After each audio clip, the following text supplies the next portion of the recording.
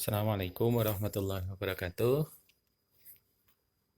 Alhamdulillahirabbil alamin wassalatu wassalamu ala asrofil anbiya'i wal mursalin wa ala alihi washabihi ajmain amma ba'd. Terima kasih kepada teman-teman semuanya. Pertemuan kali ini kita akan membahas berkenaan tentang sejarah perkembangan dan metode penulisan usul fikih ya. Jadi ini pertemuan ketiga tapi pembahasannya berkenaan tentang topik yang kedua ya teman-teman. Namun sebelum kita mulai perkuliahan, marilah kita membaca basmalah bersama-sama. Semoga perkuliahan kita diberikan kelancaran, teman-teman. Mari kita baca bersama-sama. Bismillahirrahmanirrahim. Oke. Hari ini kita sekali lagi saya katakan sekali lagi yaitu membahas berkenaan tentang sejarah perkembangan dan metode penulisan usul fikih. Setelah kemarin kita bahas tentang usul fikih itu apa, kemudian tujuan pembelajaran usul fikih itu apa ya, terus kemudian apa itu hal-hal yang berkenaan tentang usul fikih telah kita bahas kemarin. Jadi hari ini kita membahas berkenaan tentang sejarah perkembangan dan metode penulisan usul fikih. Oke. Kontennya berarti otomatis tarikh nasy'atul ilmu usul fikih wa tatawwurih, terus kemudian atau sejarah kelahiran dan perkembangan ilmu usul fikih. Yang kedua yaitu ragam metode penulisan ilmu usul fikih. Oke, kompetensinya ya, kompetensi dari perkuliahan ini paling tidak yang pertama adalah setelah perkuliahan paling tidak sampean semuanya harus bisa paling menjelaskan sejarah perkembangan usul fikih. Kemudian yang kedua menjelaskan aliran-aliran penulisan ilmu usul fikih ya, termasuk metode-metodenya seperti apa, itu ya. Nah, tentang sejarah perkembangan usul fikih ya, itu kita akan bagi ke dalam beberapa bagian. Yang pertama masa Rasulullah SAW atau asrul risalah, kemudian masa sahabat asrul sahabah, masa tabi'in asrul tabi'in, masa pembukuan atau asrul tadwin ya, atau tadwin, dan kemudian asrul mu'asir yaitu masa modern. Nah, sekarang di masa Rasulullah seperti apa? Fil qarnil hijril awal, di masa awal hijriah, Nabi Shallallahu Alaihi Wasallam ini belum ada kebutuhan untuk usul fikih. Bahkan saat itu belum muncul yang namanya ilmu fikih juga. Kenapa? Karena Rasulullah Shallallahu Alaihi Wasallam ya, beliau sendiri yang berfatwa dan mengadili dengan apa yang diwahyukan kepada beliau, yaitu dari Al-Quran dan kemudian diilhamkan kepada beliau dalam bentuk sunnah. Dan juga istihad fitri beliau atau pendapat beliau yang kemudian didasarkan kepada Quran maupun Sunnah atau didasarkan kepada pemikiran cerdas beliau. Nah, hal ini kemudian menjadi salah satu alasan ya kenapa di masa tersebut Islam belum membutuhkan usul atau kaidah-kaidah dalam istimbat ahkam atau dalam bentuk istihad. Istihad paling tidak istihad dari apa itu para sahabat ya. Tapi ketika masa Rasulullah, apakah sudah ada yang namanya istihad? Ada. Sebagaimana contohnya ya, ketika Ja'far bin Abu Thalib ya, Ja'far bin Abu Thalib, saudaranya Ali bin Abi Thalib, ya, ketika dikirim oleh Nabi Muhammad ya, ketika dikirim oleh Nabi Muhammad untuk menjadi pemimpin rombongan saat saat berhijrah ke Habasyah atau ke Yaman ketika saat tersebut. Nanti silakan dicek ya.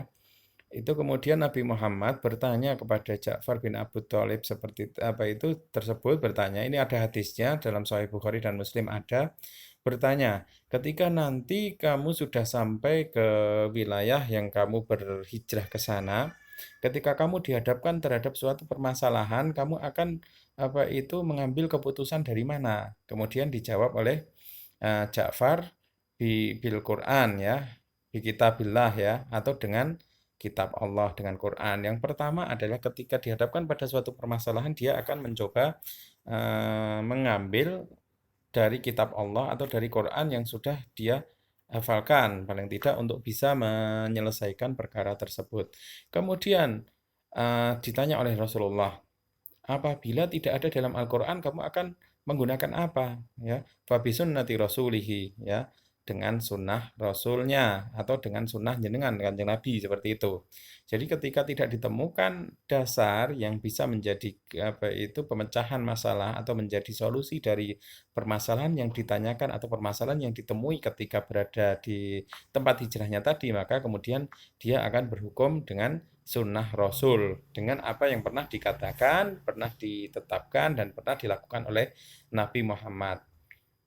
Kemudian ditanya lagi oleh Nabi Muhammad, ketika kamu tidak menemukan jawaban di Quran maupun Sunnah Rasul, apa yang akan kamu lakukan? Kemudian Ja'far menjawab, ijtahidu bi ra'yi wala alu, ya. Ijtahidu bi ra'yi wala alu. Saya akan beristihad dengan pendapat saya dan kemudian saya akan secara rendah hati berserah diri kepada Allah. Berserah diri itu maksudnya adalah menyerahkan ijtihad tersebut kepada Allah tentang kebenarannya. Makanya kalau dalam hukum Islam umumnya seorang qadhi itu kan berarti otomatis sudah memiliki kemampuan sebagai seorang penghakim, yaitu biasanya akan mendapatkan 2 pahala ketika ijtihadnya benar dan mendapatkan 1 pahala meskipun ijtihadnya salah, seperti itu. Makanya di masa Nabi sendiri sudah ada sahabat yang berijtihad. Jadi ini menunjukkan sebenarnya sudah ada usul fikih di masa tersebut, tapi belum ada ilmu usul fikih di situ, atau ada praktek istihad atau ada praktek mengambil suatu hukum, ya. Cuma ini dalam bentuk hadis yang ditanyakan tadi oleh Nabi Muhammad kepada sahabat yang ketika dikirim ke situ. Tapi hampir semua permasalahan ketika saat itu mereka berada di sekitar Nabi, ketika mereka tidak bisa menjawab sebuah pertanyaan atau mereka dihadapkan pada sebuah permasalahan yang mereka tidak mengetahui solusinya, ya ini umumnya dalam urusan agama maupun urusan kehidupan sehari-hari, mereka pasti akan menanyakan kepada Nabi Muhammad. Makanya di masa tersebut belum muncul yang namanya ilmu fikih, apalagi ilmu usul fikih. Seperti itu ya teman-teman. Jadi segala permasalahan semuanya kemudian ditanyakan kepada Nabi Muhammad. Kemudian Nabi Muhammad nanti mencari dasar dari Al-Quran maupun dari apa yang diilhamkan, ya. Gitu. Terus kemudian Rasulullah SAW,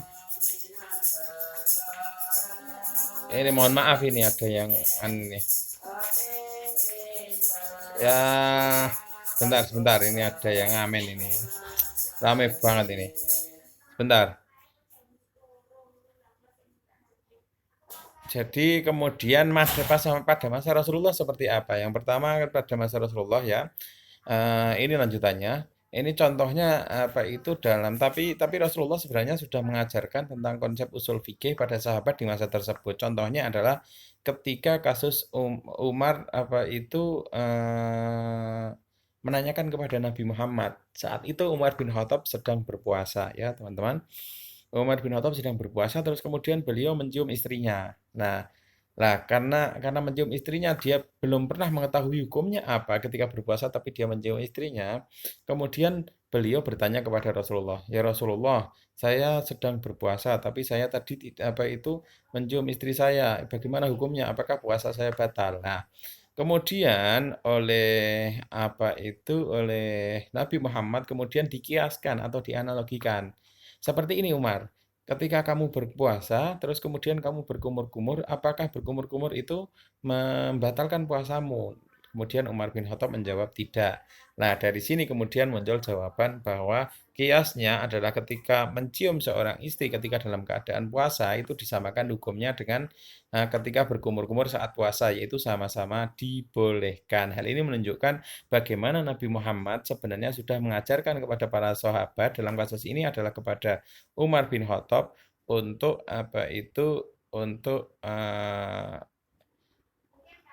untuk berkias, ya, untuk menunjukkan hukum tersebut, seperti itu, ya.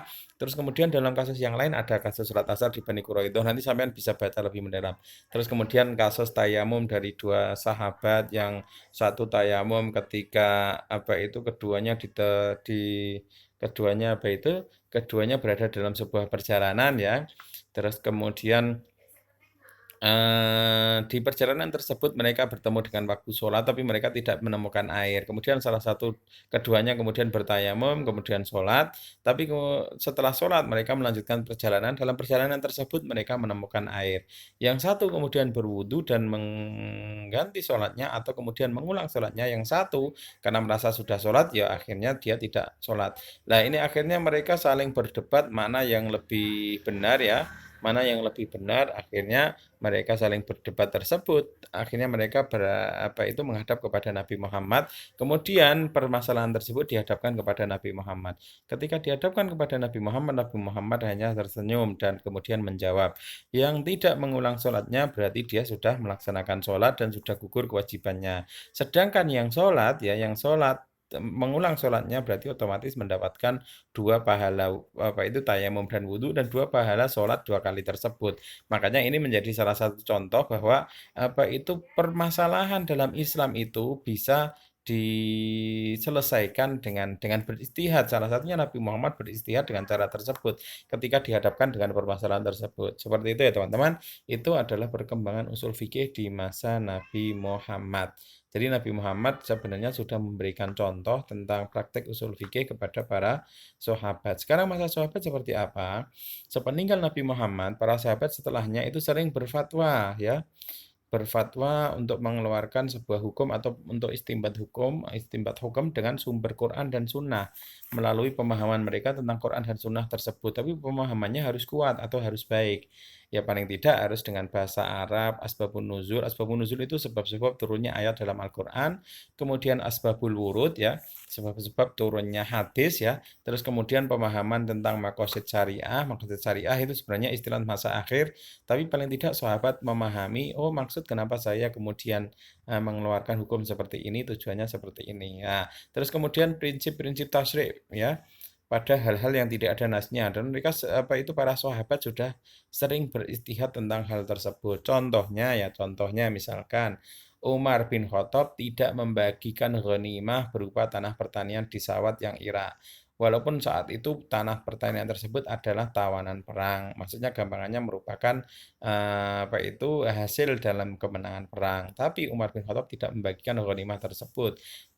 Nah, tanah pertanian tersebut itu kemudian dimasukkan ke Baitul Mal. Gampangannya seperti itu. Hasilnya kemudian dimasukkan ke Baitul Mal. Nah, ini menjadi salah satu ijtihad dari sahabat yang sebenarnya ini bahkan ini sebenarnya tidak sudah berbeda dengan apa yang terjadi di sebelum sebelum masa tersebut ya. Karena sebelum masa tersebut, masa Nabi Muhammad ketika perang ya umumnya ghanimah itu dibagi-bagikan ke semua yang ikut perang seperti itu. Tapi ya masa Umar bin Khattab tidak semua ghanimah kemudian dibagi-bagikan. Ada beberapa ghanimah yang kemudian dipisahkan dan dimasukkan ke Baitul Mal. Dengan tujuan apa? Maksud syariahnya apa? Tujuan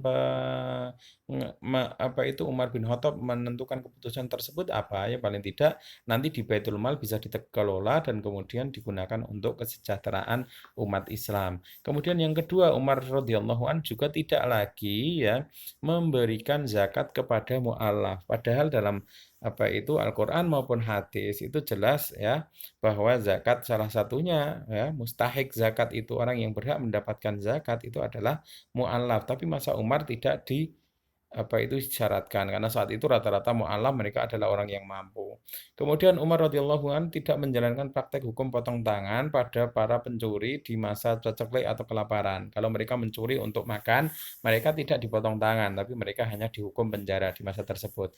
Kemudian Ali radhiyallahu an juga memutuskan vonis 80 kali dera pada mereka yang terbukti minum khamar. Padahal sebelumnya tidak ada hukuman bagi mereka yang minum khamar. Terus kemudian oleh Ali kemudian keluarkan putusan bahwa mereka didera 80 kali cambukan itu ya. Nah, ini menunjukkan bahwa pada masa sahabat itu sudah muncul yang namanya ijtihad. Kenapa? Karena mereka dicontohkan pada masa Nabi Muhammad. Tapi apakah sudah muncul ilmu usul fikih? Belum. Ini hanya praktek usul fikih atau praktek ijtihadnya. Gitu ya, teman-teman. Terus kemudian masa tabi'in. Nah, setelah meluasnya Islam, bangsa Arab ini kan semakin bercampur dengan yang lainnya. Maka terjadi asimilasi pada bahasa Arab. Ada masukan-masukan terhadap bahasa Arab. Ada mulai muncul istilah-istilah yang tadinya tidak ada dalam bahasa Arab, yang kemudian terserap ke dalam bahasa Arab. Hal ini menimbulkan banyak kerancuan dan syubhat pada proses memahami sebuah nas. Akhirnya kan memunculkan ya tidak sebenarnya tidak banyak kerancuan, tapi terdapat beberapa kerancuan atau beberapa kesulitan ketika menentukan tentang pemahaman terhadap nas atau Quran maupun hadis. Nah, dari hal ini maka kemudian dibutuhkan yang namanya penyesuaian kaidah bahasa ya. Di masa tabi'in berusaha ada penyesuaian kaidah bahasa ya. Nah, mulai muncul perdebatan di kalangan ahli hadis dan ahli ra'yi ini ya. Begitu pula muncul kelompok yang berani menggunakan hujah dengan hal-hal yang tidak layak dijadikan hujah. Dan mereka kemudian saling menyalahkan, saling mengingkari salah satu hujah yang dikeluarkan oleh kelompok tertentu dan mereka saling membenarkan hujah yang dikeluarkan kelompok mereka. Nah, dari hal ini kemudian menjadi alasan ya butuh perumusan kaidah dan batasan-batasan usul fikih yang jelas. Makanya kemudian dapat dikatakan bahwa asal muasal munculnya ya kaidah-kaidah usul fikih atau munculnya ilmu usul fikih itu dapat dikatakan terjadi di masa ini. Nah, kemudian ya pembahasan berkenaan tentang ini kemudian memunculkan yang namanya dua madrasah fikih pada masa tabi'in ya. Ini memunculkan fikih dulu ya. Yang pertama ahlul hadis, ini pusatnya di Hijaz, Mekah dan Madinah. Kalau ahlul ra'yi itu kaum mutakallimin ya, itu pusatnya di Irak, Kufah dan Basrah. Nah, kalau pengusung-pengusung ahlul hadis itu murid-murid dari Ibnu Umar ya dan Ibnu Amr bin As, Abdullah bin Amr bin As. Kalau pengusungnya ahlul ra'yi ini murid-murid dari Abdullah bin Mas'ud. Ya, kalau ahlul hadis ini lebih mengoptimalkan penggunaan asar atau riwayat. Kalau ahlul ra'yi ini banyak menggunakan istihad kiasi atau analog.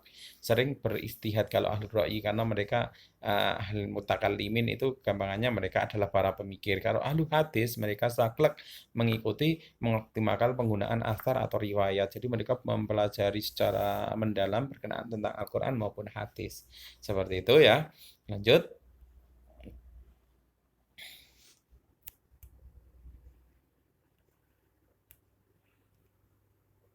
Sebentar. Sebentar. Oke, ini sudah memahami ahlul ra'yi. Sedikitnya jumlah hadis yang sampai ke ulama Irak ini yang menjadi salah satu alasan kenapa mereka sering menggunakan apa itu analogi karena jaraknya yang jauh dengan Mekah ya kan Basrah dan Kufah. Akhirnya jumlah hadis yang sampai ke mereka itu tidak sebanyak yang ada di Mekah maupun Madinah. Akhirnya dalam apa itu kesimpulannya mereka akhirnya lebih banyak menggunakan istihad ra'yi atau pendapat mereka tanpa terus kemudian banyak mencari hadis karena hadisnya susah adanya ya ada lebih banyak di Mekah maupun Madinah. Kemudian ketatnya seleksi hadis yang mereka lakukan hal ini karena banyaknya hadis-hadis palsu yang beredar di kalangan mereka sehingga mereka tidak mudah menerima riwayat seseorang kecuali melalui proses seleksi yang ketat. Ya ini karena tadi jaraknya yang sangat jauh dengan Mekah maupun Madinah akhirnya mereka apa itu lebih ketat dalam penggunaan hadis secara riwayat. Nah, makanya kemudian mereka memilih untuk menggunakan yang namanya ra'yun atau pendapat menggunakan yang namanya istihad itu ya. Di sisi lain masalah baru yang mereka hadapi dan memerlukan istihad begitu banyak, maka mau tidak mau mereka mengandalkan yang namanya kias dalam menetapkan hukum. Masalah-masalah baru ini muncul akibat peradaban dan kehidupan masyarakat Irak yang sangat kompleks itu. Mengapa kemudian memunculkan yang namanya ahlul ra'yi, gitu ya. Terus kemudian memahami ahlul hadis. Nah, kalau di sini Mekah dan Madinah pasti banyak hadis di tangan mereka dan sedikit kasus baru yang memerlukan istihad. Makanya mereka lebih berpegang kepada riwayat atau hadis ya. Contoh yang mereka dapati dari guru mereka seperti Abdullah bin Umar radhiyallahu an dan Abdullah bin Amr bin As. Mereka sangat hati-hati menggunakan logika dalam berfatwa gitu. Terus kemudian bentar teman-teman, ini agak nge-lag ini HP-nya nggak apa-apa. Bentar. Oke, sekarang di masa pembukuan atau hasud tadwin. Tiga faktor penulisan usul fikih. Kenapa kemudian setelah masa apa itu tabiin kemudian ada masa pembukuan? Ini ada alasan kenapa usul fikih harus dituliskan. Yang pertama, adanya perdebatan sengit antara madrasah Irak dan madrasah Hijaz, dan mereka saling membenarkan metode masing-masing. Padahal masing-masing memiliki kelebihan dan memiliki kelemahan. Kemudian yang kedua, mulai melemahnya kemampuan bahasa Arab di sebagian umat Islam akibat interaksi dengan bangsa lain. Salah satunya dengan Persia, bahkan bangsa lain, Roma dan sebagainya ya. Makanya ini kemudian membutuhkan yang namanya penulisan kaidah-kaidah yang kemudian dirumuskan dalam ilmu usul fikih.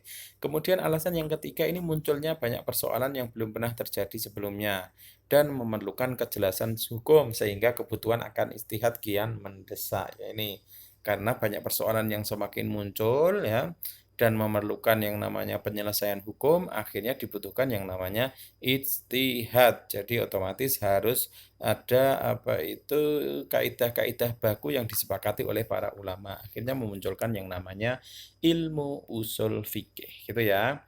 Sekarang awal penulisan usul fikih itu kapan? Menurut Ibnu Nazim, ulama yang pertama kali menyusun ilmu usul fikih adalah Imam Abu Yusuf.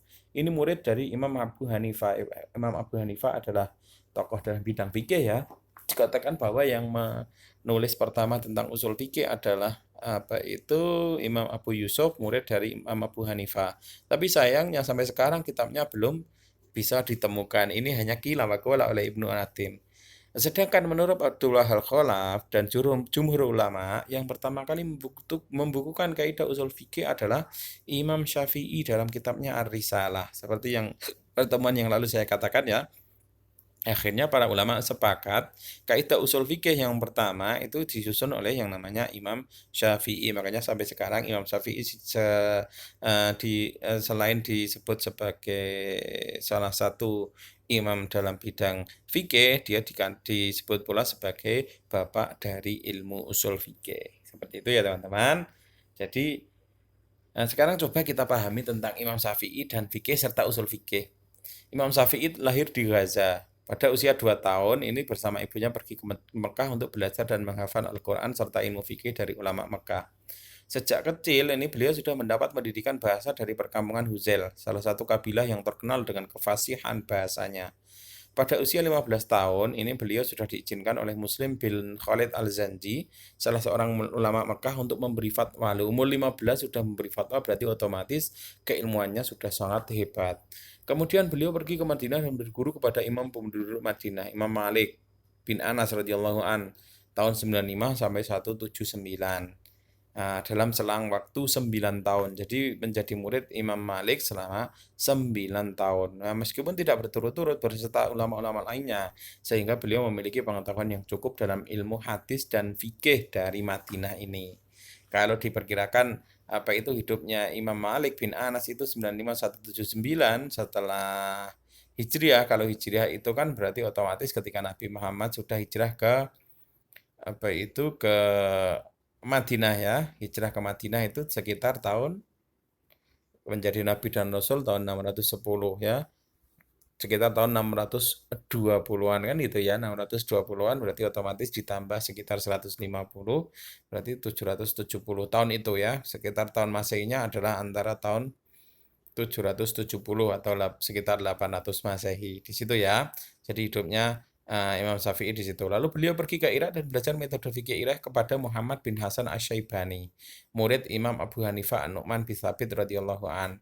Jadi juga belajar kepada muridnya dari Imam Abu Hanifah. Jadi Imam Syafi'i itu ya gampangannya murid dari Imam Malik dan murid dari muridnya Imam Abu Hanifah. Jadi keilmuannya nyambung ke kedua ulama fikih ini, Imam Abu Hanifah dan Imam Malik. Jadi muridnya kemudian menjadi salah satu ulama fikih juga. Gitu. Oke, lanjut.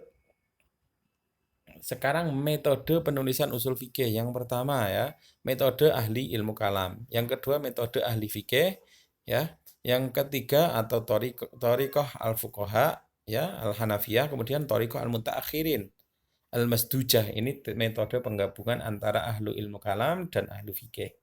Sekarang metode mutakallimin ini memusatkan pada kajian teoritis murni untuk menghasilkan kaidah usul-usul yang kuat. Kaidah usul yang kuat. Walaupun kaidah itu mungkin tidak mendukung madhab fikih penulisnya. Jadi ini menggunakan analogi atau sering menggunakan istihad, teori murni, ya. menggunakan teori-teori. Dalam mengkaji dan menelurkan kaidah usul, metode ini sangat mengandalkan kajian bahasa Arab yang mendalam, menggunakan dalalah atau indikator yang ditunjukkan oleh lafadz kata atau kalimat, logika akal dan pembuktian dalil-dalilnya. Ini sering menggunakan akal, gampangnya seperti itu. Menggunakan logika. Metode ini benar-benar terlepas dari pembahasan cabang-cabang fikih dan fanatisme madhab. Jika masalah fikih disebutkan, ia hanya sebagai contoh penerapan saja. Jadi tidak terikat kepada salah satu madhab fikih. Makanya kemudian metode mutakallimin itu murni pemikiran dari mereka yang mencetuskan kaidah-kaidah usul fikih itu. Makanya tadi saya katakan lebih menggunakan logika metode mutakallimin. Kitab referensinya Al-Mustasfa li Abi Hamid Al-Ghazali As-Syafi'i ya. Mustasfa karyanya Imam Abu Hamid Al-Ghazali ya, yang meninggal 505 Hijriah.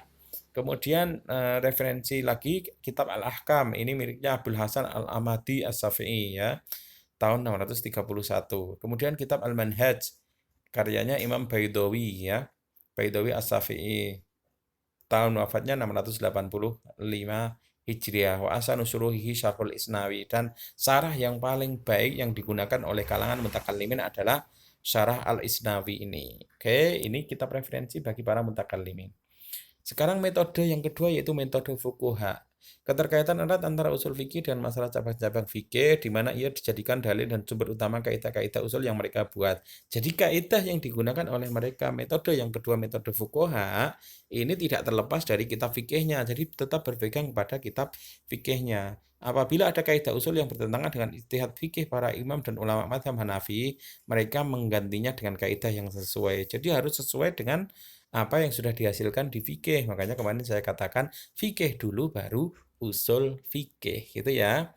Jadi nanti misalkan loh dengan kaidah ini kok hukumnya malah menjadi sunnah padahal hukumnya aslinya adalah wajib. Nah, dari situ kemudian harus diganti kaidah yang ditemukan ya. Tujuan utama dari metode ini adalah mengumpulkan hukum-hukum fikih hasil ijtihad para ulama madhab Hanafi dalam kaidah-kaidah usul, yaitu mengumpulkan hukum-hukum fikih hasil ijtihad para ulama Hanafi. Ini lebih kepada madhab Hanafiyah ya. Kemudian yang ketiga, metode ini terlepas dari kajian teoritis dan lebih bersifat praktis. Intinya praktis ya harus sesuai dengan apa yang ada atau produk hukum yang ada di kitab fikih Hanafiyah, gitu ya. Kitab referensinya apa? Usul Abi Zaid Al-Dabusi ya. Usul Abi Zaid Al-Dabusi. Kitab Usul Abi Zaid Al-Dabusi. Kemudian yang kedua Usul Fakhrul Islam Al-Bastawi ini.